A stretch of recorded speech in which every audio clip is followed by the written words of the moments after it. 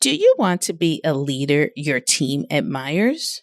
True leadership involves empathy during loss. Learn how to support your team and elevate yourself in this next eye-opening episode. Stay tuned. Welcome to Overcoming Grief, a show for women experiencing profound grief and looking for support in healing and transforming their lives. If you are ready to heal after a loss, create a new self-identity, take responsibility to do the hard things, and get massive results in your life, this show is for you. Now, here's your host, Master Grief and Life Coach, Sandy Linda. Hello, creative souls. I hope you are enjoying the pleasant weather in your neck of the woods. Spring is here and we're seeing beautiful flowers in bloom. People are taking advantage of the great weather by going for walks or jogs in the parks and having barbecues. Of course, I do my nature walk or I go to the beach and do a boardwalk or a jog maybe.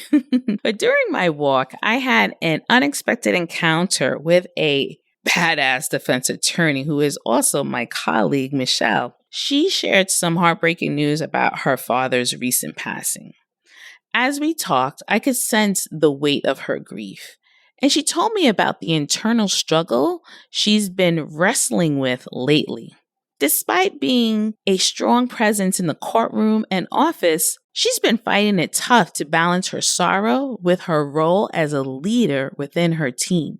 Her days are filled with courtroom battles and case deadlines. While she's constantly fighting waves of grief, each threaten to pull her under. Michelle is not alone. In fact, her experience mirrors that of many transformational leaders navigating the delicate swirl between vulnerability and strength. And so, the seed is planted for our latest episode, a heartfelt conversation about the importance of honoring our grief, even in the face of leadership responsibilities. Because here's the truth. Vulnerability is not a weakness. It's a testament to our humanity. By showing up authentically, even in our moments of deepest sorrow, we pave the way for genuine connection, empathy, and growth, both within ourselves and among those we lead. In leadership, success is often measured by outcomes and achievements. But what if we redefine success to surround the emotional well-being of our teams and peers? True leadership for accomplished women goes beyond achieving business targets. It involves a deep understanding of oneself and meaningful interpersonal connections. Emotional resilience and empathy are crucial, yet often overlooked aspects of successful leadership. Grief presents an opportunity to redefine long-lasting leadership, even for the most resilient among us. By embracing emotional intelligence and delicate compassion, you become a shining light of strength and a champion of profound empathy. Today, I will explore how these leadership elements are supportive and essential. They simultaneously empower you to navigate personal challenges and professional demands, providing that every interaction improve those around you. I'm going to discuss effective leadership and emotional intelligence, the correlation between leadership, emotional intelligence, and grief handling, and of course, I'll offer some valuable tools that you can take action on. Are you ready to embark on an exciting journey of elevating your human experiences as a transformational leader? Let's get into the fascinating world of leadership that connects emotional intelligence with assertive action. Together, we will learn how to transform challenges into opportunities for growth and cultivate deeper connections. Get ready to be inspired. So, transformational leadership is about inspiring positive changes in supporters by leveraging personal growth experiences. By inspiring others to achieve their full potential, transformational leaders create a positive work environment that encourages growth and innovation. In moments of grief, it takes a lot of courage for a leader to open up and show their emotions. However, such acts of vulnerability can truly shine the truth of grief in professional environments, creating a more compassionate and understanding workplace where every employee feels valued and supported. So, on the top of the show, I discussed my colleague Michelle, who had always been known as a strong and confident leader in her company.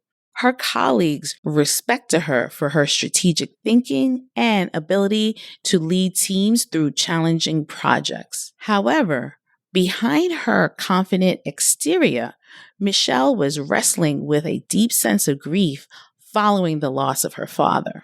As Michelle returned to work after her father's passing, she struggled to focus and engage with her team. She felt overwhelmed by her emotions and unsure of how to navigate her grief while still fulfilling her leadership responsibilities. One day, during a team meeting, Michelle made the courageous decision to open up to her colleagues about her father's passing. With tears in her eyes, she shared her personal journey of grief, describing the ups and downs she had experienced and the challenges she faced in balancing her grief with her work responsibilities. To Michelle's surprise, her colleagues responded with an outpouring of support and empathy. Many shared their experiences of loss and offered encouragement and solidarity. In that moment of vulnerability, Michelle felt a deep sense of connection with her team, knowing that they were there to support her through her grief. In the following days and weeks, Michelle found that her willingness to be open about her grief had transformed her relationship with her colleagues. She felt closer to them than ever before, and they rallied around her, offering their support and understanding whenever she needed. Through her experience, Michelle learned that vulnerability could be a powerful tool for leadership. By sharing her own struggles and emotions, she created a culture of empathy and compassion within her team, cultivating deeper connections and a sense of belonging for all. Michelle navigated her grief more effectively through her brave openness and created a culture of openness and mutual support within her team. Transforming pain into a point of connection, she demonstrated the power of vulnerability in leadership. As Michelle's story illustrates, emotional vulnerability can be a powerful motivator for strengthening team dynamics and cultivating an inclusive organizational culture. It beautifully highlights one of the critical components of emotional intelligence, and that is empathy. However, emotional intelligence involves more than just empathy when dealing with grief.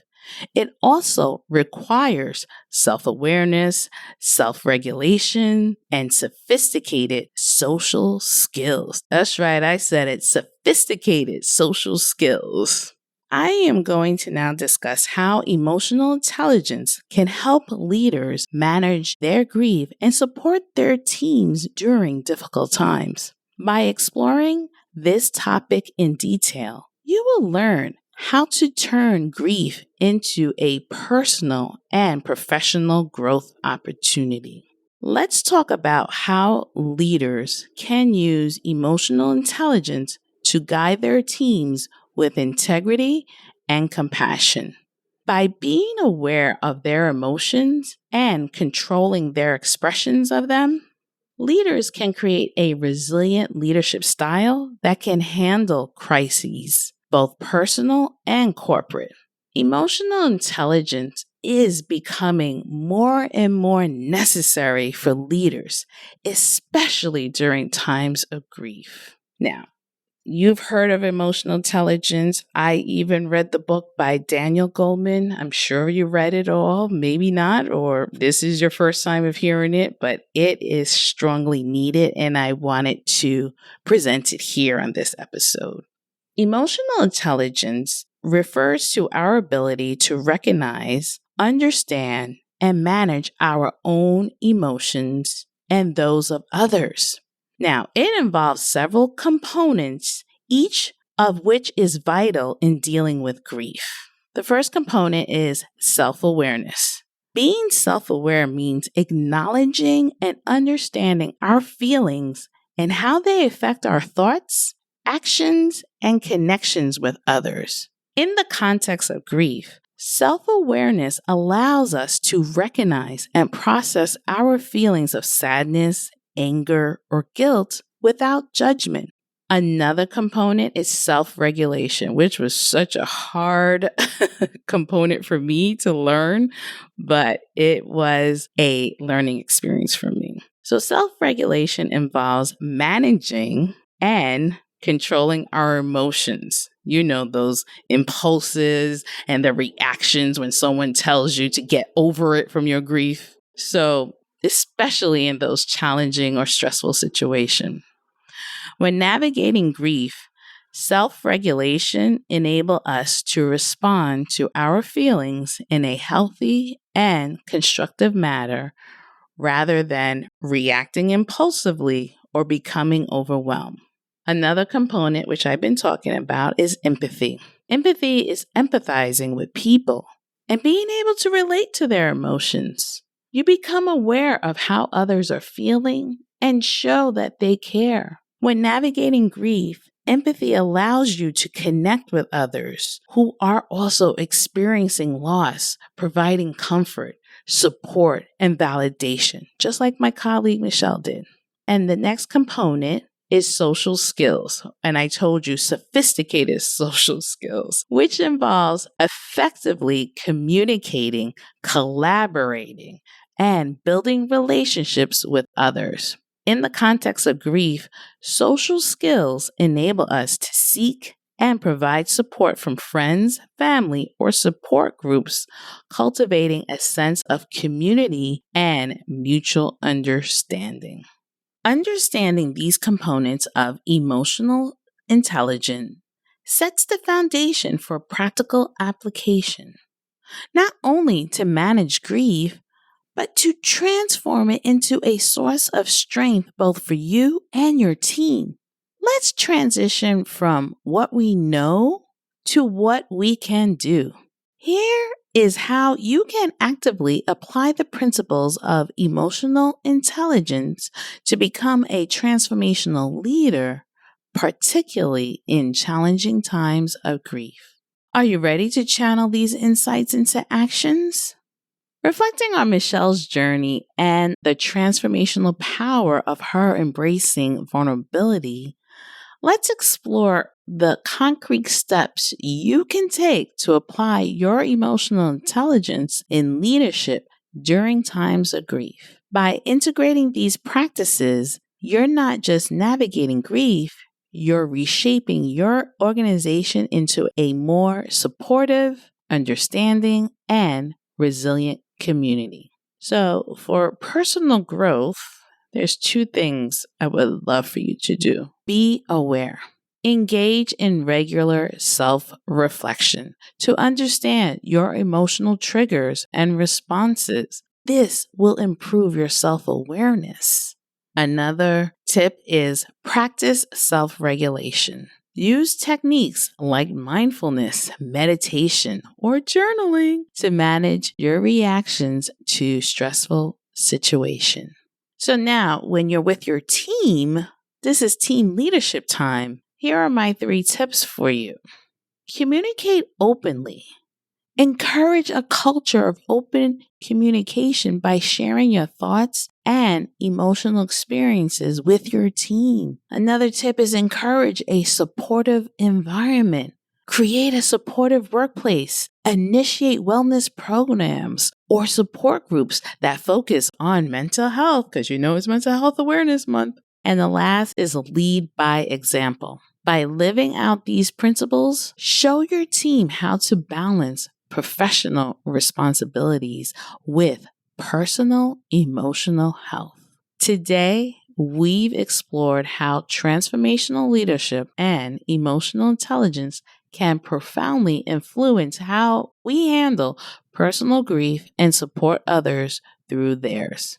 We begin by understanding the key role of vulnerability, as shown in Michelle's story, which highlight how openness about one's own grief can build deeper connection and promote empathy within a team. Here are a few key takeaways to incorporate into your leadership and personal coping strategies. Embrace vulnerability. Allow yourself to be open about your feelings. This authenticity not only aids in your personal healing, but also encourage a supportive team environment. Develop emotional intelligence.